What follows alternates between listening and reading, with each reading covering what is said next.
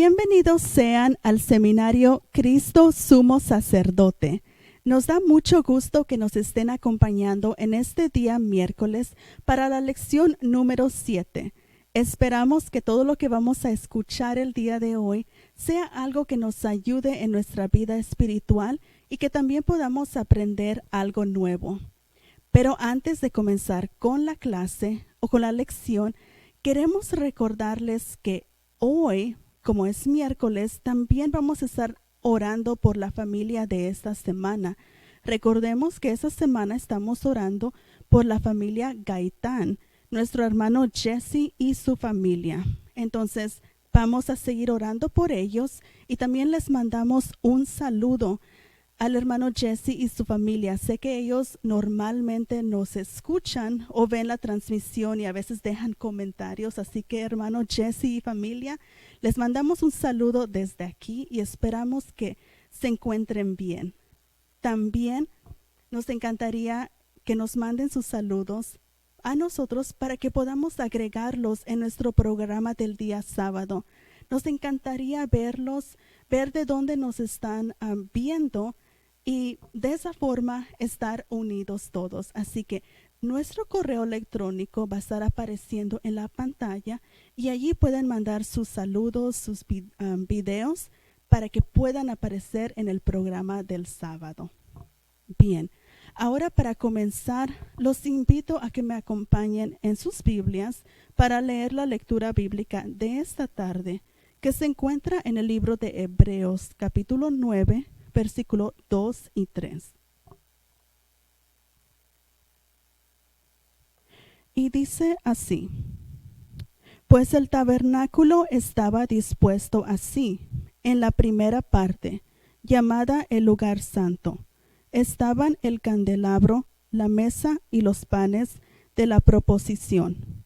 Tras el segundo velo estaba la parte del tabernáculo, llamada el lugar santísimo. Bien, los invito ahora a que me acompañen desde sus casas para tener una oración para así dar inicio a la lección del día de hoy. Padre nuestro que estás en el cielo, santificado y glorificado sea tu nombre, Señor.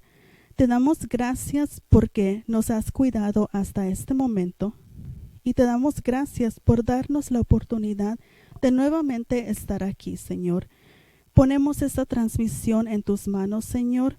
Te pedimos que nos ayudes y que nos sigas guiando a cada momento, porque todo lo hacemos para la honra y gloria tuya, Señor.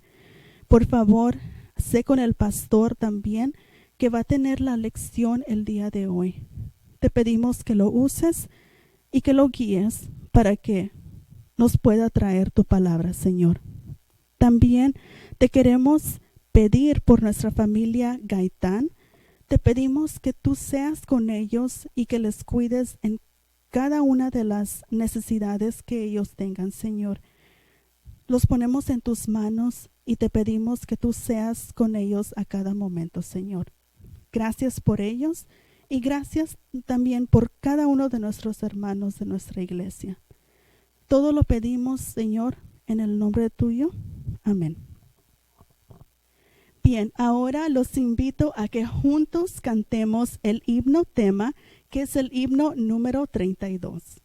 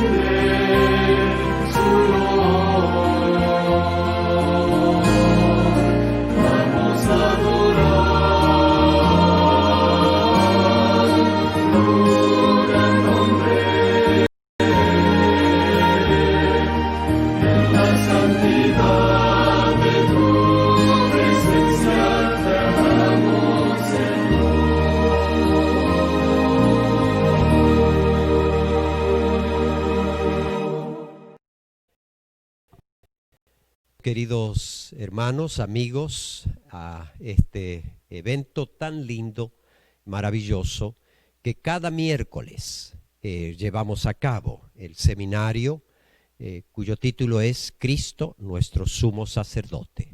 Por lo tanto, en este culto de oración, el miércoles, como siempre tenemos nuestro culto de oración, son todos bienvenidos y están más que bien recibidos por el hecho de que tanto tú como yo nos reunimos nada más y nada menos para explorar, para conocer y disfrutar la palabra de Dios. Antes de comenzar con la oración pidiendo a que Dios nos bendiga, quiero recordarles que hoy miércoles en el culto de oración tenemos un nombre de un hermano a quien apreciamos mucho, no solamente a él, sino a su linda familia. Estoy hablando de nuestro hermano Jesse Gaitán, por el cual estamos orando por él, para que su fe se afirme en la palabra de Dios, en las promesas de Dios y en la persona de Dios, a fin de que él pueda ser un triunfador en el momento que Cristo se manifieste en gloria y majestad. Por lo tanto, vamos a tener una plegaria. Querido Dios, en este momento elevamos este nombre de nuestro hermano Jesse Gaitán, no solo por él solamente, sino por su familia, por su esposa, sus hijos. Y ayúdanos, Señor, a la hora de abrir la palabra tuya, la iluminación del Espíritu Santo para que Él nos conduzca a toda verdad. Señor, ven, ilumínanos, guíanos, enséñanos. En el nombre de Jesús. Amén. Vamos entonces a tener por referencia el texto bíblico que hacemos hoy, o leemos hoy, hemos presentado para la disertación de esta noche. Dice así el apóstol San Pablo, que creo en lo personal que es el autor de esta carta a los hebreos. Y dice así: porque el tabernáculo estaba dispuesto así, en la primera parte, llamada el lugar santo, estaban el candelabro, la mesa y los panes de la propiciación. Así que, teniendo en mente este texto bíblico, avanzaremos entonces en la primera parte, en donde estaremos investigando, estaremos conociendo, estaremos explorando, como les dije, el lugar santo. Por eso la lección de este seminario número 7 se llama apropiadamente el lugar santo. Nosotros sabemos que Dios dispuso a Moisés en una revelación especial la doctrina del santuario. Le hizo hacer un santuario para que pudieran ver la presencia de Dios, la gloria de Dios. Por supuesto, un santuario que era copia del santuario celestial. Y aquí es donde vamos entrando en detalle. Hablamos, por lo tanto, que aquel santuario terrenal o tabernáculo estaba marcado en el plano como dos cuadrados perfectos, simétricos, y que en la intersección de las diagonales allí veíamos el mobiliario especial o el mobiliario más importante en lo que tenía que ver en el rito del sacrificio y el rito del culto, tanto matutino como vespertino, que se realizaba en el tabernáculo. Y vimos que el primer cuadrado, hacia el lado del este, representaba el ministerio terrenal de Jesús, es decir, la misión que tenía Jesús como Cordero y la misión que era de ser incluso sacrificado y consumido el cuerpo del Cordero en el altar del sacrificio. Allí terminaba la ofrenda para el pecado. Se consumía en el altar del sacrificio.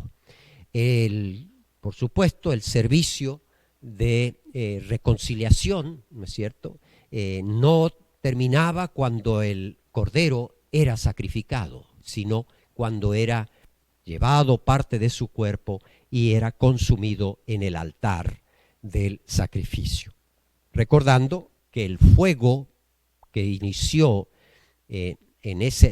en ese altar provino del cielo, no fue hecho por Moisés.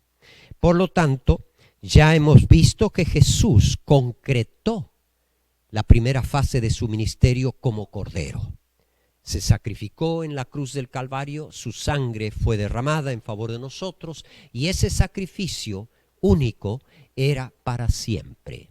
Era un sacrificio perfecto, dijimos. Era un sacrificio insuperable, inmejorable. Nada se podía hacer mejor que lo que hizo nuestro Señor Jesucristo. Por lo tanto, Él en su resurrección cambia ahora en otro aspecto de su ministerio. Ya no en el terrenal, sino ahora vamos a pasar a explorar en el segundo cuadrado, en donde la intersección de las diagonales se centra en el lugar, que ya lo vamos a estudiar con más detalle, en el lugar donde está reposando el arca del pacto. Pero ya vamos a ir señalando de esa manera que en el ministerio celestial, porque de eso se trata, el cuadrado del oeste, se trata del ministerio de Jesús, ya no en esta tierra,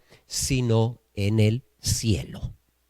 Ahora, vamos entonces a ver de que el tabernáculo que estaba construido en el segundo cuadrado, comenzaba justo la entrada, el primer velo, en la intersección, en la separación, mejor dicho, de los dos cuadrados. Allí comenzaba el primer velo, la entrada a este tabernáculo que, como dice la palabra de Dios, estaba dividido en dos.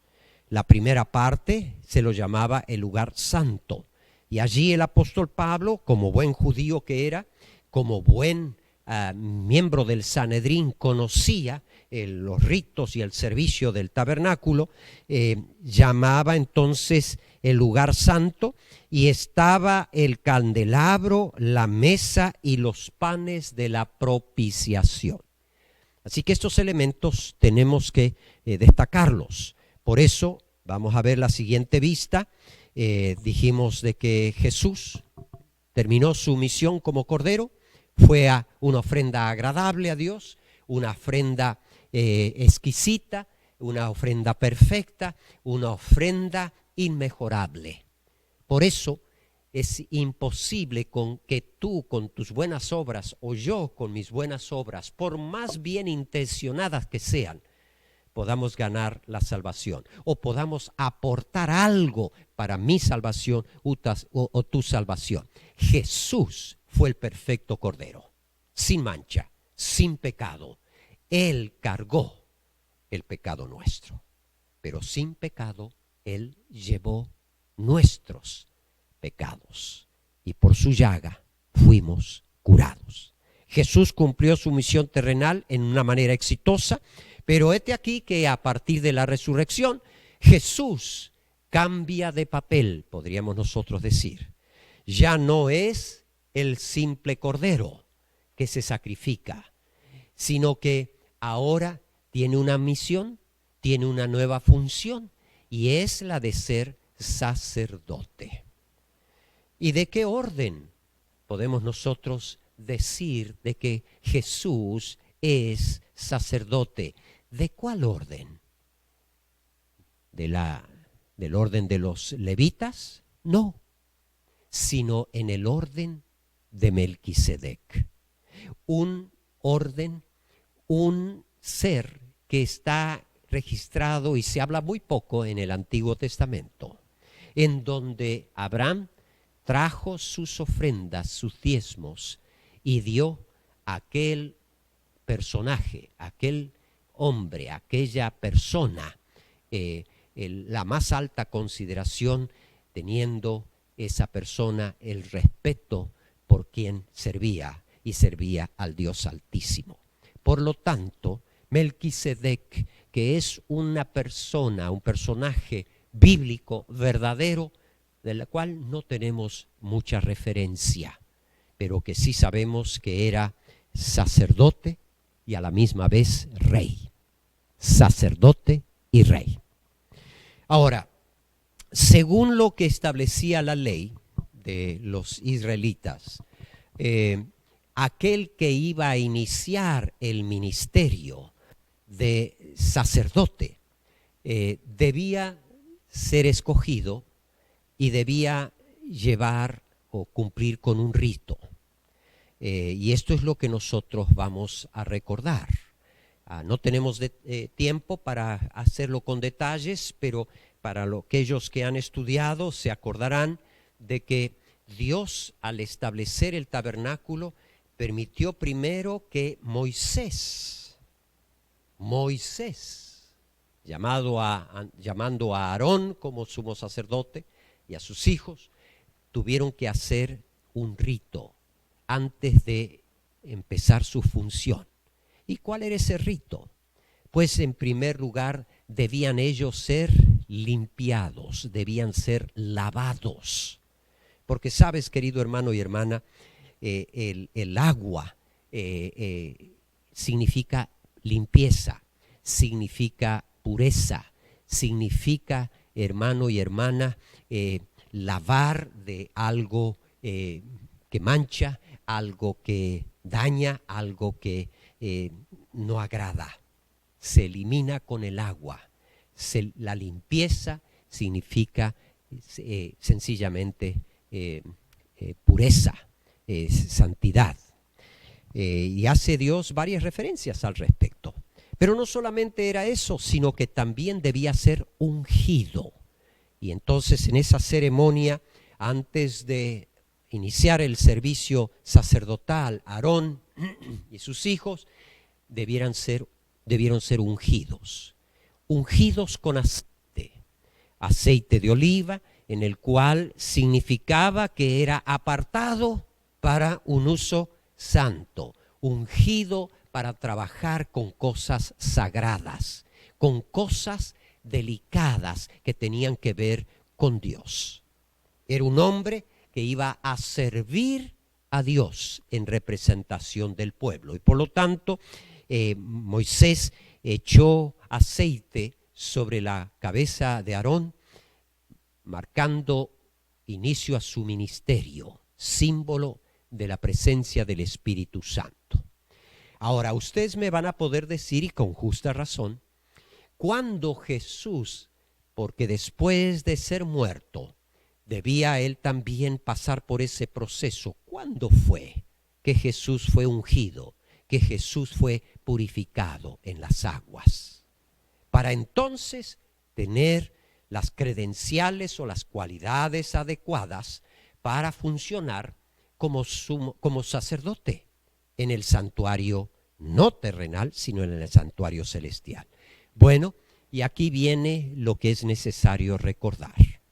¿Se acuerdan ustedes cuando Juan el Bautizante señaló a Jesús y le dijo: he ahí el Cordero de Dios que quita el pecado del mundo?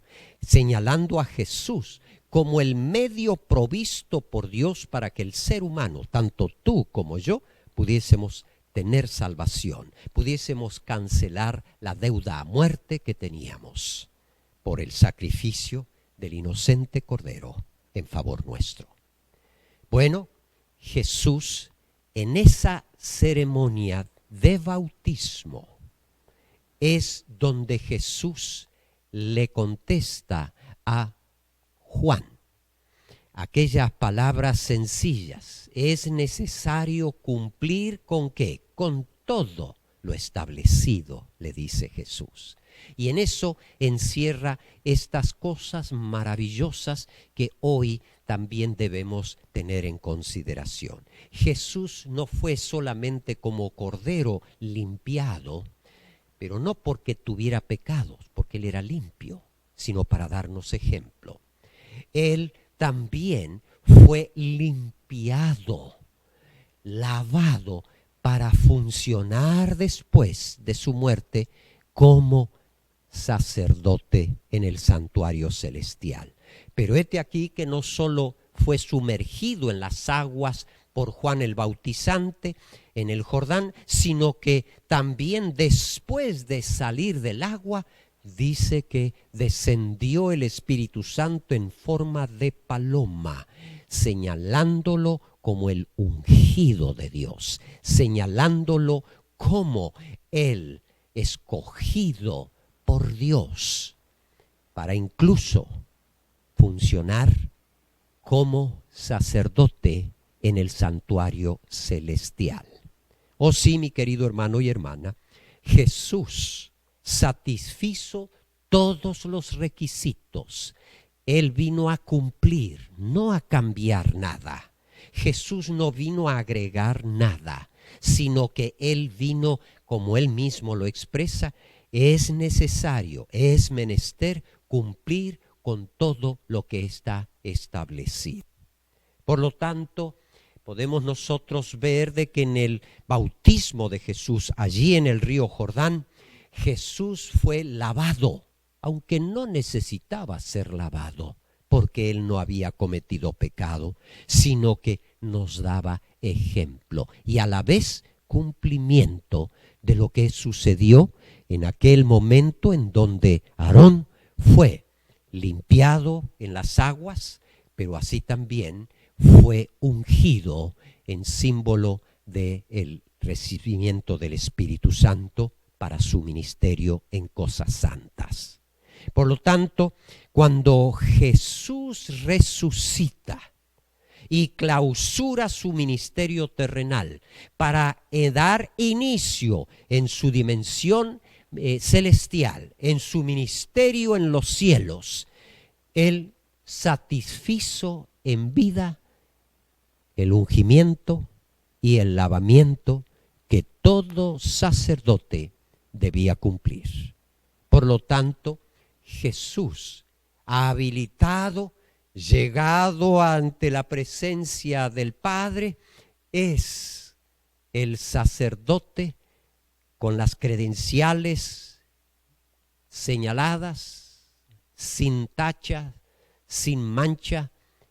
Cristo está pronto para iniciar un ministerio maravilloso en favor del pecador, ya no como cordero, sino como sacerdote, intercesor tuyo y mío, a la diestra del Padre, donde Él ejercerá ese ministerio hasta momentos antes de su venida final.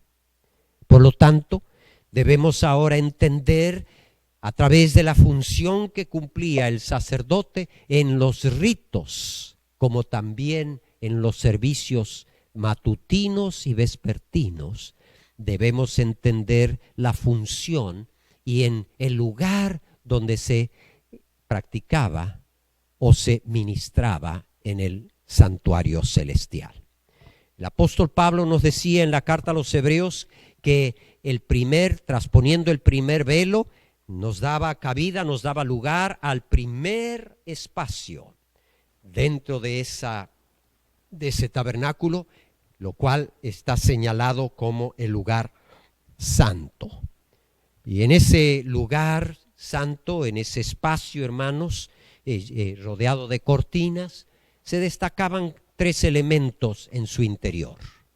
Los panes de la propiciación, dice el apóstol San Pablo, estaba también el candelabro o el candelero, y por último, delante de la segunda cortina, del segundo velo que hacía separación entre el lugar santo del lugar santísimo, que eso lo vamos a ver en la próxima lección, pero quedémonos en primer lugar en el lugar santo. Encontraba también el altar del incienso.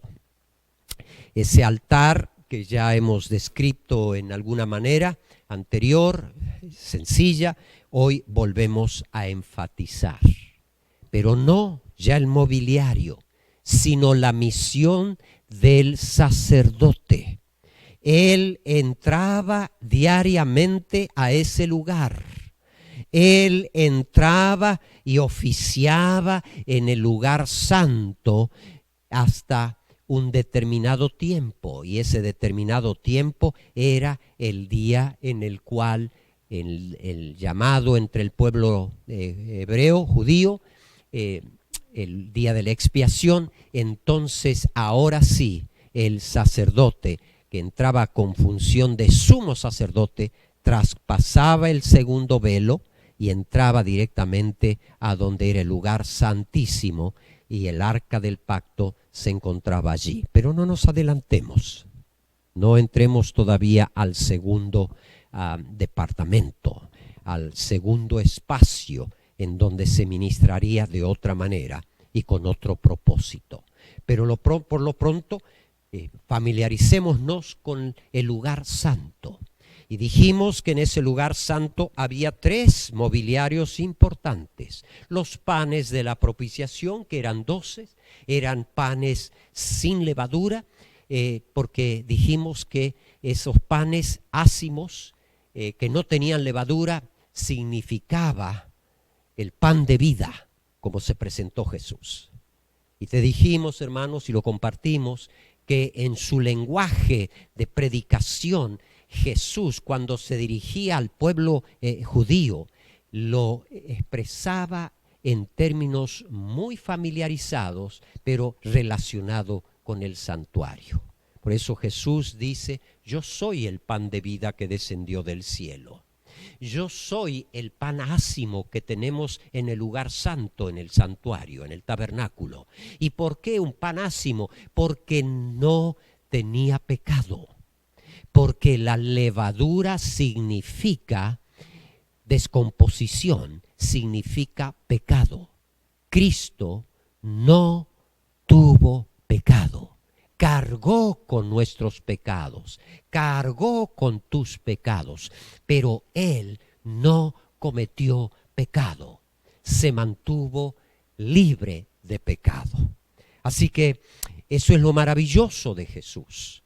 Él se identifica con el pan que desciende del cielo, es el pan de vida, porque no solo del pan físico vive el hombre, sino Jesús nos enseñó de ese pan que solo proviene de la boca de Dios, de la promesa de Dios, de la revelación de Dios, de la palabra de Dios. Nuestra vida espiritual se nutre, se robustece, se enriquece. Por eso, en otras palabras, podemos señalar que el pan de vida es también la palabra de Dios, porque no solo de pan vive el hombre, sino de lo que sale de la palabra de Dios. Y de la palabra de Dios es hablada, ahora la tenemos, palabra de Dios escrita, revelada, manifestada por la vida de nuestro Señor Jesucristo. Por lo tanto, avancemos ahora al candelabro que se encontraba al lado izquierdo del sacerdote, entrando en esa primera recámara. Y ese candelabro que tenía 7 lámparas, cada una de ellas, el número 7 representa pues eso, plenitud, representa perfección, representa completo, la llenura completa. Así que también podemos sacar una lección cuando Jesús habla y se identifica: yo soy la luz del mundo. Yo soy la luz, la gloria de Dios. Y claro que sí, también, pues como aquellas lámparas estaban alimentadas de aceite, también podrían significar la presencia del Espíritu Santo, y que ilumina la mente de todo creyente para entender y disfrutar del estudio de la palabra de Dios. Así que ese candelabro, símbolo distinguido, distintivo que tenía Israel, es precisamente, y estaba ubicado, hecho muy hermoso, muy precioso, ¿verdad? Sin embargo, se encontraba en el lugar santo.